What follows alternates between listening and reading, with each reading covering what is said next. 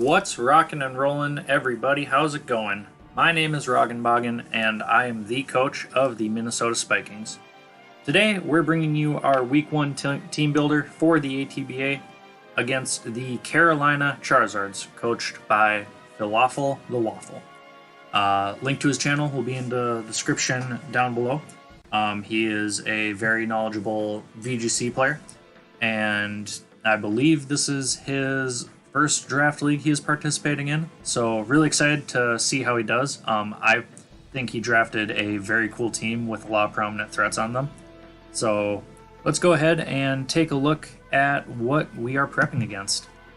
So the roster for the Charizards are going to be Charizard, Tentacruel, Rillaboom, Drifblim, Vanillux, Butterfree, Grimmsnarl, Magnezone, Marowak, and Slowbro. Now, a few things stand out to me on this team immediately. First one, which I think is probably the biggest threat to our team, is going to be Grimmsnarl. Phenomenal mon. Dark Fairy typing is super good, and with the attack stat of Grimmsnarl, just a great offensive threat against a lot of teams. Very few mons can be called a comfortable check to it, I would say. Awesome coverage moves with, you got Play Rough, Spirit Break, Sucker Punch, Darkest Lariat for stab. Also has access to Power Whip, Stomping Tantrum, Fire Punch, and whatnot. Just a great offensive mon. Along with that, it does also have the Prankster ability. Can fire off those priority Thunder Waves, can set up screens fairly comfortably, and can also set up priority bulk ups against opposing physical threats. So just a lot this mon can do, and very scary mon indeed. Against our team, I definitely see him either opting to go for a more offensive set with something like a Life Orb. I think Sucker Punch is very good against our team, and Spirit Break against our potential switch-ins can cause us a lot of problems. Could see him bringing Bulk Up as well, or maybe Thunder Wave to want to slow down our faster threats. But he's got a couple different options he can bring with it. Along with that, I think Rillaboom is the other biggest threat to our team. Banded Woodhammer with that Grassy Terrain boost just does so much damage, and honestly, if you don't have an immunity to it, there's very few things you can call a reliable check to it. But we're going to try the best we can to handle it. He could also opt to bring like a bulkier Assault Vest set. He could try to switch us up with a Choice Scarf set. A few different things this thing can do. Does get setup options in Swords Dance and Bulk Up as well. But I think we have a few different mons that can at the very least threaten it. So we'll see what we do there. Other mons I see him bringing, I think Magnezone is a really good bring on his end. It does deal with our main wall core very well. Able to trap us with that Magnet Pull and hit our Mandibuzz for super effective damage. Analytic, just boosting at power, does so much damage. It can also utilize a Choice Scarf, Choice Specs, Life Orb very well. Could also be Assault Vest to better take special hits. There's a few different things he can do, but just an overall super solid special attacker. Does also get access to Body Press as a stronger means to hit us if he is a bulkier, more physically defensive set. And does have that Volt Switch to give him really good switch initiative options. I do think it's likely that he brings one of his bulky waters. I don't think both are coming, but of the two, I think Slowbro is more likely. Very, very solid defensive mon. That Regenerator ability, keeping it healthy consistently, has a plethora of phenomenal coverage moves at its disposal as well, and does have access to that Slack Off for recovery and the Teleport for switch initiative. I could also definitely see him running a Trick Room variant on our team, given how much faster our team is overall compared to his. So we'll just kind of have to see what he does there. Vanillux is a mon that he picked up after the draft, and I think it is a very good pick for him and synergizes very well with his team. A lot of his mons just that are already big threats just thrive even more with that Aurora Veil support. And then having access to the 100% accurate blizzards and freeze dry can deal with a lot of teams, and that can be a very tough thing to check if you don't have, like, let's say, a proper steel type to switch into it. For the rest of his team, kind of a hard call what he brings. I could see the Marowak coming, being that it is his only reliable rocker. And it's just a very strong ground type with that thick club. Could see the Drifblim taking advantage of that Unburden boost with a Grassy Seed set to guarantee outspeed our Dragapult or any potential Scarfers we would want to bring. Could also see the Charizard bring, given that it is the team mascot for him. I'm sure he wants to use it to the best of its ability. He did say in his draft video that he thought this mon was undervalued in the league, so I know he's kind of itching to show it off. Especially in Gen 8, it got a lot of cool new moves it can use, so I'm really excited to see kind of how he decides to use that mon this season. Tentacruel, if he decides to bring that next to Slowbro or instead of Slowbro, I would fully expect a more defensive set. Probably Toxic Spikes as a mean of hazards, Rapid Spin for removal, Scald just to splash some burns around, and then maybe a coverage move in Ice Beam or Dazzling Gleam to better hit Dragapult. Butterfree is probably the mon I least expect him to bring. But if he does decide to bring it, I could see Sleep Powder shenanigans happening. Might want to go for a late game sweep with a Quiver Dance set, but I don't know. So we'll just kind of see what he's got going for him, and we will see the 6 mons that we have opted to bring against him. So first up, we have our first round draft pick, our very reliable Ghost Dragon Dragapult. And I said this in my draft analysis, I'll probably say this in every team builder. Dragapult is one of the best, if not the best mon in Gen 8 Draft League. Just so many different sets it can run, and right away for week 1, we are just going right for the Choice Band set. Now, with his fastest mon being base 100, Dragapult really doesn't need that much speed at all to naturally outspeed everything. I did give it enough speed though, in case he had any of his slower mons with the Choice Scarf. Speed creeping our base 110s in Raichu and Espeon. So Dragapult has the speed to guarantee outspeed any speed creeps of those mons.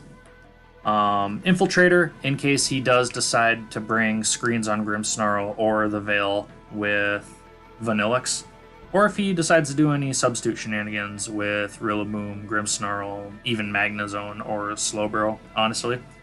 Dragon Dart's very spammable against his team. As soon as we get the Grimmsnarl out of the way, I do believe Dragon Darts can just outright win us the game if we have our hazards up and enough chip on everything. Steel Wing, if we do think he's going to hard swap into that Grimmsnarl against us and we can catch it on a switch. Any variant that isn't max HP with defensive investment should be O-code by Choice Banded Adamant Steel Wing.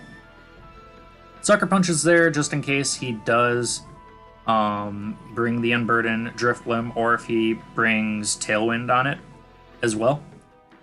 With the Grassy Seed defense boost, Sucker Punch isn't going to OHKO it from full, but assuming we have rocks up by then, by the time it comes out, we have a very good chance to take it out after it takes that chip.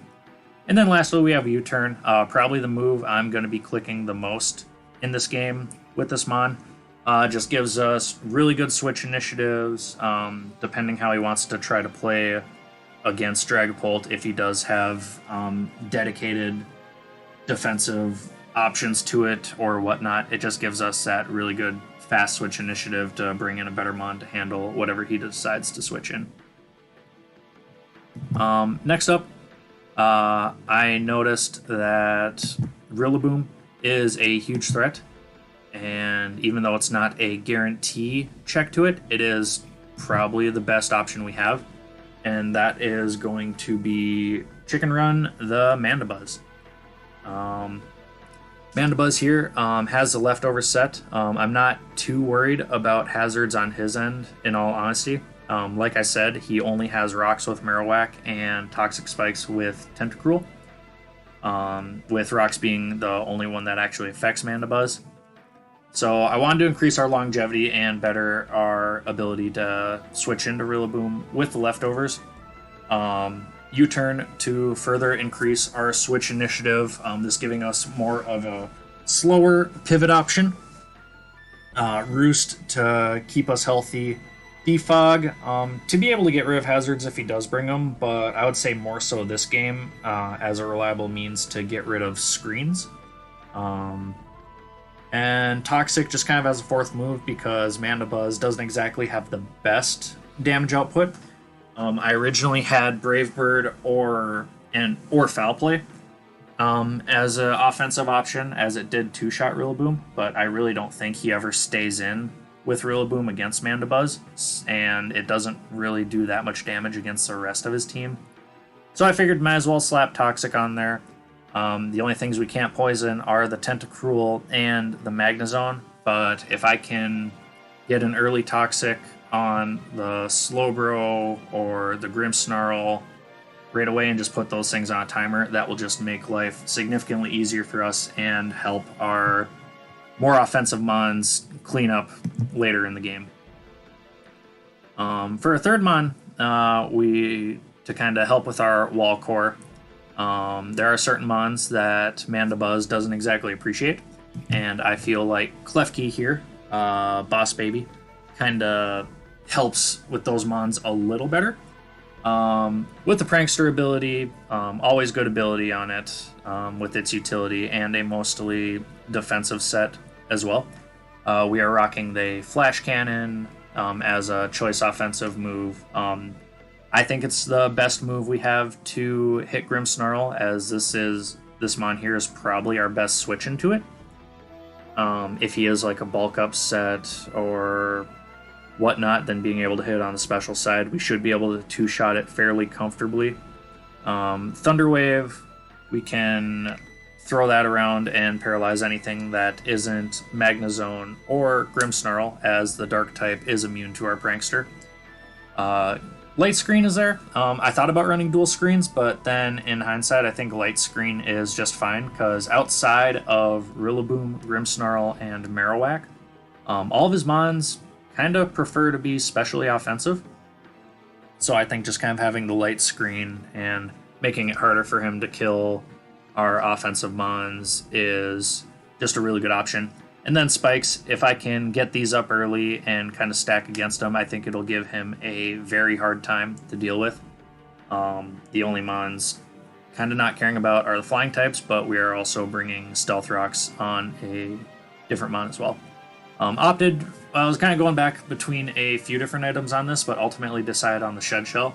I think KLEFKIO is very important this game, and it's definitely going to have to switch around a few times for it to get its hazards up, get a screen or two, and then successfully paralyze a few mons. And I think he's going to want to trap that thing as soon as possible with Magnezone, since KLEFKIO doesn't really have a way of hitting it back. So having the Shed Shell to prevent that will give us a free switch in to a couple of our mons in the back, one of them being Shrek the Seismitoad. Seismitoad is a very versatile mon, very well-rounded, and can do a lot of things. I figured this week I want it to be specially offensive.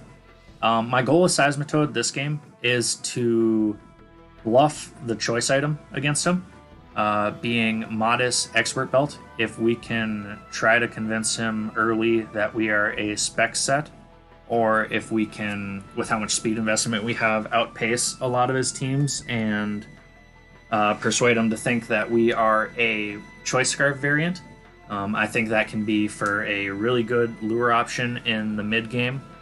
Should you want to bring in, let's say, Grimmsnarl after we Earth Power the Magnezone or Slowbro after we Hydro Pump the Marowak or whatever it ends up being. But if I can catch one of his bulkier mons on a switch in with him thinking he's safe and do big damage, that would be absolutely awesome. I don't think he will prep that much for Seismitoad, given that he does have a Rillaboom. So hopefully this spring can get us a few solid kills and some early momentum. Our other big boy is going to be Colossal Turbo here. And pretty straightforward set, honestly. Got the Flare Blitz, Rock Blast, High Horsepower, and Stealth Rocks. I decided to go for a physically offensive set because I feel like overall his team just has kind of better special bulk to it. And he really doesn't appreciate switching into this Mon's stabs.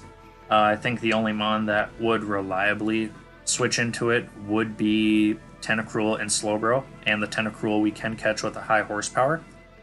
Slowbro is kind of an issue for this thing, but I'm hoping with the rest of our Mons, if we can chip it down enough, then it won't be able to take 2 hits from us. Decided to go with Flame Body as an ability, because I do think that Mons like Grimmsnarl probably won't want to stay in on this thing. And if I can switch it in and catch a burn on it, that would be awesome. If I can time out, or if I can accurately predict the attack of Rillaboom and switch this thing in to get a Flame Body, that would also be great. We have the Shuckleberry here because I do think he is going to have ground coverage on Rillaboom and Grimmsnarl in High Horsepower and Stomping Tantrum, respectively. So if I can leave this thing in, he might think that a Banded Woodhammer from Rillaboom won't kill us and expect us to be a more physically defensive set. So he might opt to go for High Horsepower on us instead. And if we can catch that as a lure and get a Flare Blitz off, I will every day trade Colossal for Rillaboom. I think that is a heavily beneficial trade in our favor. Yeah, and then for our last Mon is actually going to be one of our faster boys, B-Movie the Raichu. Now, Raichu is a very versatile electric type, and it does have really good coverage options, which is a lot of the reason why I wanted to bring it this week. Having the Thunderbolt, Focus Blast, Surf, and Volt switch just gives us a good option to hit every Mon on his team. The biggest obstacle for this Mon is going to be Rillaboom, but with the Volt switch to pivot around and give us initiative, I think that's okay. Even Focus Blast almost does have to it, so worst case scenario, if we have to hit it with something, we can. I do like the Lightning Rod on this. Gives us that second Mon with an electric immunity, and if we do have the scenario of KLEFKIO on Magnezone, we can also bring this Mon in pretty freely, and with that Assault Vest, we'll take next to nothing from a Flash Cannon, and if we get that special attack boost from him, we can do some big damage with this Mon. Even Marowak, if he chooses to bring it, if it switches in on a predicted electric move, isn't going to appreciate a Surf, so depending on kind of what the status is on it at that point in the game, if I think Surf can KO, I am always just going to stay in and click Surf on it. But that is the 6 Mons we have decided to bring for week 1. I'm really excited for this battle, with Falafel being a more so VGC player. He definitely has a different kind of mindset when it comes to team prep, and I think he will absolutely showcase some strategies that you don't traditionally see in the singles or draft league format. So very excited to play against him. It's going to be an awesome match. This video will go up after we have already battled, obviously, as to not show our opponent what we're bringing. And I do believe he is making a team builder video as well. So I'll be sure to link that down below as soon as both these videos are up. And that's pretty much all we got. Let me know in the comments what you think about the team and how you think we're going to do. And that's all we got. As always, keep on rocking. My name is Rockin, and I am rollin'.